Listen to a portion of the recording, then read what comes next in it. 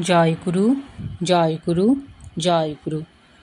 শ্রী শ্রী 108 স্বামী নিগমানন্দ সরস্বতী পরমহংসদেব রচিত যোগীগুরু গ্রন্থ থেকে কিছু অংশ পাঠ করছি। যোগীগুরু শ্রী শ্রী ঠাকুর মহারাজের রচিত সারস্বত জগতেরই নয়, আধ্যাত্মিক জগতের অন্যতম শ্রেষ্ঠ গ্রন্থ। সেই যোগীগুরু থেকে আজকে পাঠ করে শোনাচ্ছি। একটি রাস্তার পার্শ্বে একটি কুলাপানা চক্রধারী ভীষণ কেউটে সর্প বাস করিত। রাস্তা দিয়া লোক যাইতে দেখিলেই গর্জন করিতে করিতে সবেগে ধাবিত হইয়া দংশন করিত। যাহাকে দংশন করিত সে সেইখানেই পতিত হইয়া প্রাণত্যাগ করিত। ক্রমশ সর্পের কথা সর্বত্র রাষ্ট্র হইল। কেহ সে রাস্তা দিয়া ভয়ে গমন করিত না। এইরূপে সেই রাস্তায় লোক যাতায়াত বন্ধ হইল। একদিন একটি মহাপুরুষ ওই রাস্তা দিয়া গমন করিতেছিলেন। তাহাকে সর্পের কথা জানাইয়া ওই রাস্তা দিয়া যাহিতে অনেকেই নিষেধ করিল, কিন্তু তিনি কাহারও কথায় কর্ণপাত না করিয়া চলিতে লাগিলেন। সর্পের নিকটস্থ হইবা মাত্র সর্প গর্জন করিতে করিতে দংশন মানসে ধাবিত হইল। মহাপুরুষ দণ্ডায়মান হইলেন। সর্প নিকটে আসিলে এক মুষ্টি ধূলা তদীয় গাত্রে নিক্ষেপ করিবা মাত্র সর্প শির নত করিয়া শান্তভাব ধারণ করিল। তখন মহাপুরুষ জলদগম্ভীর স্বরে বলিলেন, বেটা, পূর্বজন্মে এই হিংসার কারণে সর্পজনী প্রাপ্ত হইয়াছিস, তবুও হিংসা পরিত্যাগ করিতে পারিলি না। এই বাক্যে সর্পের দিব্য জ্ঞানের উদয় হইল। সে নম্রভাবে বলিল, প্রভু, আমার পূর্বজন্মের কথা স্মরণ হইয়াছে, এখন উদ্ধারের উপায় কি? সর্বতভাবে হিংসা পরিত্যাগ করো, এই বলিয়া মহাপুরুষ প্রস্থান করিলেন। সেই অবধি সর্প শান্ত ভাব ধারণ করিল। দুই একজন করিয়া সকলেই এ কথা জানিল। প্রথমত ভয়ে ভয়ে সাবধানের সহিত লোকজন চলিতে লাগিল। বাস্তবিক সাপ আর কাহারও হিংসা করে না, পথে পড়িয়াই থাকে। পার্শ্ব দিয়া কেহ গমন করিলেও মাথা তুলিয়া দেখে না। সকলেরই সাহস হইল। তখন কেহ প্রহার করে, কেহ লাঠি দ্বারা দূরে ফেলিয়া দিয়া যায়। বালক বালিকাগণ লাঙ্গুল ধরিয়া টানিয়া লইয়া বেড়ায়। তথাপি সর্প আর কাহাকেও হিংসা করে না। কিন্তু লোকের এইরূপ অত্যাচারে সে ক্রমে ক্রমে দুর্বল ও মৃতপ্রায় হইয়া গেল। কিছুদিন পরে পূর্বোক্ত মহাপুরুষ ফিরিলেন। সর্পকে মৃতবৎ পতিত দেখিয়া জিজ্ঞাসা করিলেন, তোর এরূপ অবস্থা কেন? সর্প উত্তর করিল, আপনার উপদেশে হিংসা ছাড়িয়া এ দশা ঘটিয়াছে। মহাপুরুষ হাসিয়া বলিলেন, আমি তোকে হিংসা পরিত্যাগ করিতে বলিয়াছিলাম, কিন্তু গর্জন করিতে নিষেধ করি নাই। তোমার প্রতি কেহ অত্যাচার করিতে আসিলে সর্পের স্বভাব অনুযায়ী ফোঁস করিও, কিন্তু কামড়াইও না। মহাপুরুষ প্রস্থান করিলেন। সেই অবধি নিকটে লোক দেখিলে পূর্ব ভাব ধারণ করিত, কিন্তু কাহাকেও দংশন করিত না। পুনরায় পূর্ব তেজ দর্শন করিয়া কেহ আর তাহার নিকটে ঘেঁষিত না। আমিও তাই বলিতেছি, বাহিরে 16 আনা জীবত্ব বজায় রাখো, কিন্তু মনে যেন ঠিক থাকে, কাহারও অনিষ্ট করিব না। মন পবিত্র থাকিলে বাহিরের কার্যে কিছু যাইবে আসিবে না। জ্ঞান সংকলিনী তন্ত্রতে বলা হয়েছে, মনো করতি পাপানি মনো লিপ্যতে পাতকই মনশ্চ তন্মনা ভূত্তান পুণ্যরণচ পাতকই। অতএব মনকে দৃঢ় করিয়া সকল কার্য করা উচিত।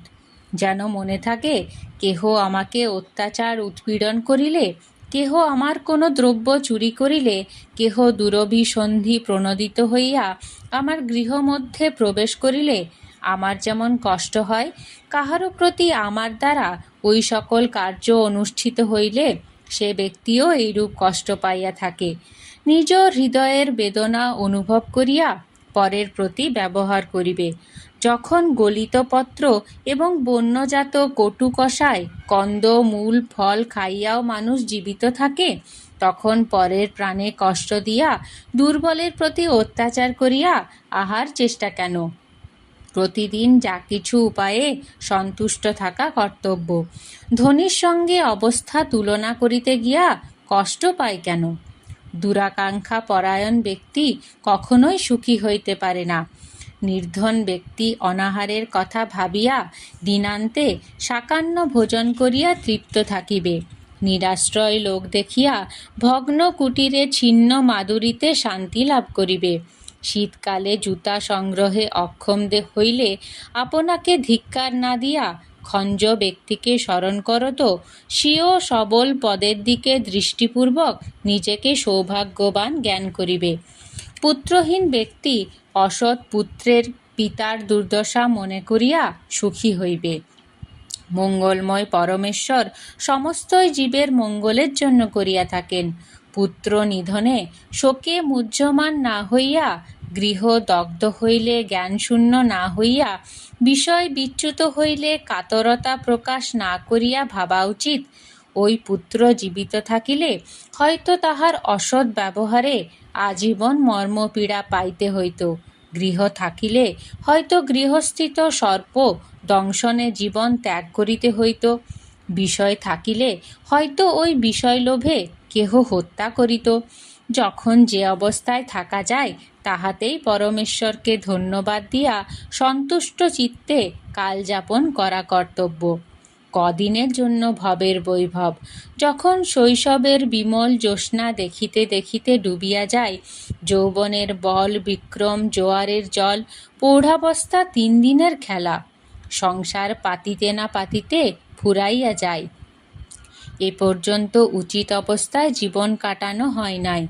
এর মনে কষ্ট দিয়াছি, তার সহিত এরূপ করা ভালো হয় নাই। যখন এই আক্ষেপ করিতে করিতে বার্ধক্য কাটিয়া যায়, তখন 2 দিনের জন্য আসক্তি কেন? অন্যের প্রতি বল প্রকাশ কেন? দুর্বলের প্রতি অত্যাচার করা কেন? পরনিন্দায় এত স্ফূর্তি কেন? পার্থিব পদার্থের জন্য অনুশোচনা কেন? কিন্তু কি বলিতেছিলাম, ভুলিয়া গেলাম। হ্যাঁ, মনে ভিন্ন বাহিরের কার্য দেখিয়া সদসৎ ধার্য করা যায় না। একজন বিপুল সমারোহে দোল দুর্গোৎসব করিতেছে, কাঙ্গাল গরিবকে ভোজন করাইতেছে, কিন্তু তজ্জনিত অহংকারের সঞ্চার হইলেই সব মাটি। নরকের দ্বার উদ্ঘাটিত হইবে। একই কার্য মনের বিভিন্ন গতিতে ভিন্ন ভিন্ন ফল প্রদান করিয়া থাকে। সর্বশ্রেণীর লোকই গাত্র মার্জনা করিয়া থাকে, কিন্তু অসৎচিত্ত কলুষিত নরনারীগণ গাত্র মার্জনকালে নিজ দেহের প্রতি দৃষ্টিপূর্বক কোষিত কাঞ্চনবর্ণ দেখিয়া নরনারীগণ মুগ্ধ হইবে। কতজনই আমার মিলন কামনা করিবে, এই ভাবিয়া সমধিক পাঠ করিতেছে। তাহার ফলে নরকের পথ পরিষ্কৃত হইবে, সন্দেহ নাই। সৎ জ্ঞান সম্পন্ন ব্যক্তিগণ দেহকে ভগবানের ভোগমন্দির ভাবিয়া পরিষ্কার করত হরিমন্দির মার্জনের ফল লাভ করিতেছে। আর বিবেকী গণের দেহ মার্জনা করিতে করিতে দেহের উপর একটা বিতৃষ্ণা জন্মিয়া যায়। নবদ্বার বিশিষ্ট দেহ রক্ত, ক্লেদ, মল, মূত্র, ফেনাদি দ্বারা দুর্গন্ধীকৃত। ইহাকে সর্বদা পরিষ্কার না করিলে যখন ইহা অতি অপরিষ্কার ও দুর্গন্ধযুক্ত হয়, তখন ইহার প্রতি এত আসক্তি কেন? তাহা হইলে আর রমণীর কবিকল্পনা সম্ভূত স্বর্ণকান্তি, আকর্ণ বিশ্রান্ত পটলচেরা নয়ন, রক্তাভ গণ্ড, তরুণ অরুণ ভাতি অধরষ্ঠ ও ক্ষীণ কোটির প্রতি চিত্ত ধাবিত হইবে না। অথবা ধর্মাধর্ম কার্য বলিয়া কিছুই নির্দিষ্ট নাই। এক অবস্থায় যাহা পাপজনক, অবস্থান্তরে তাহাই পুণ্যজনক। পুরাণে কথিত আছে, বলাক নামক ব্যাধ প্রাণীহিংসা করিয়া স্বর্গলাভ করিয়াছিল। কৌশিক নামক ব্রাহ্মণ সত্য কথা দ্বারা নরকে গমন করিয়াছিলেন।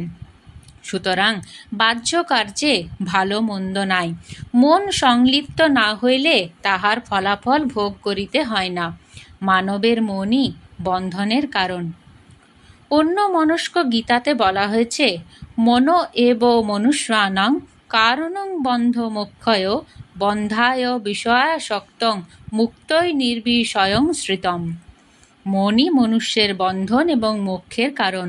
যেহেতু মন বিষয়াসক্ত হইলেই বন্ধনের হেতু হয় এবং বিষয়ে বৈরাগ্য জন্মিলেই মুক্তি হইয়া থাকে।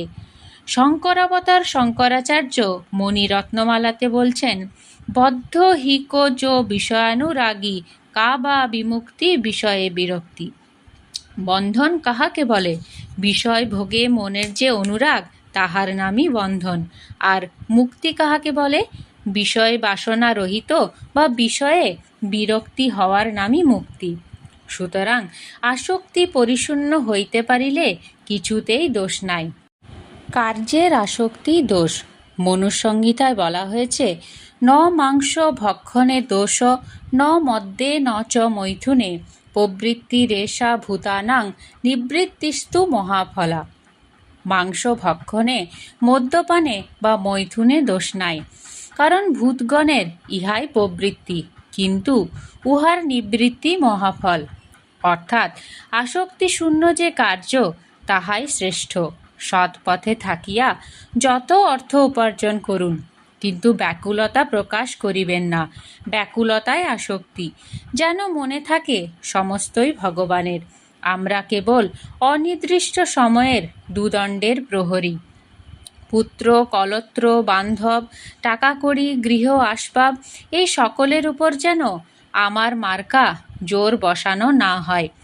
আমাদের শিয়রে করাল মৃত্যু নৃত্য করিতেছে।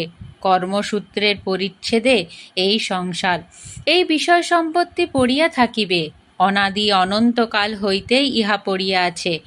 আমার মতো কতজন, আমারই পিতা, পিতামহ, প্রপিতামহ প্রভৃতি এই বাড়ির উপরে, ওই জমির উপরে, ওই পুকুর বাগানের উপরে দুদিনের জন্য দানবী দীপ্তির চাহনি চাহিয়া বাসনা বিবশের আলিঙ্গন বন্ধনে বাঁধিবার চেষ্টা করিয়াছিলেন।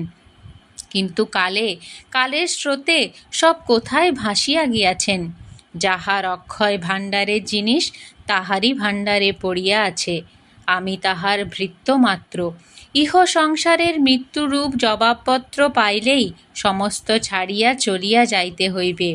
ভৃত্য যেমন প্রভুর বাড়িতে কার্য করিয়া প্রভুর ধন দৌলত সমস্তই রক্ষণাবেক্ষণে সমধিক যত্ন করিয়া থাকে, কিন্তু অবশ্যই তাহার জ্ঞান আছে, সে মনে মনে অবগত আছে, আমি চাকরি করিতে আসিয়াছি, এই দ্রব্যজাত আমার নয়। প্রভু জবাব দিলে চলিয়া যাইতে হইবে। আমাদেরও সেইরূপ মনে করা উচিত। নতুবা ধন দৌলতে আসক্তি জন্মিলেই এই পৃথিবী রাজ্যে প্রেত যোনি ধারণ করিয়া কত দীর্ঘকাল ঘুরিয়া ঘুরিয়া বেড়াইতে হইবে। স্ত্রী পুত্র কন্যাদির উপরে মায়াও ঐরূপ জ্ঞানে সম্বন্ধ রাখা উচিত। ভগবান আমার উপর তাহাদের রক্ষণাবেক্ষণ ও ভরণ পোষণের ভারার্পণ করিয়াছেন, তাই সযত্নে লালন পালন করিতেছি। তাহাদের দ্বারা ভাবি সুখের আশা করিলেই আসক্তির আগুনে দগ্ধ হইতে হইবে। পুত্র বা কন্যার বিয়োগে মূহ্যমান না হইয়া ভগবানের গুরুতর ভার হইতে নিষ্কৃতি পাইতেছি ভাবিয়া প্রফুল্ল হওয়া উচিত। আত্মসুখের জন্য যাহা করা যায় তাহাই বন্ধনের কারণ, আর ঈশ্বর প্রেমে অনুগত হইয়া তাহার প্রীতির উদ্দেশ্যে যাহা করা যায় তাহাতে পদ্মপত্রের জলের ন্যায় আসক্তি বা পাপে লিপ্ত হইতে হয় না। জয় গুরু, জয় গুরু, জয় গুরু।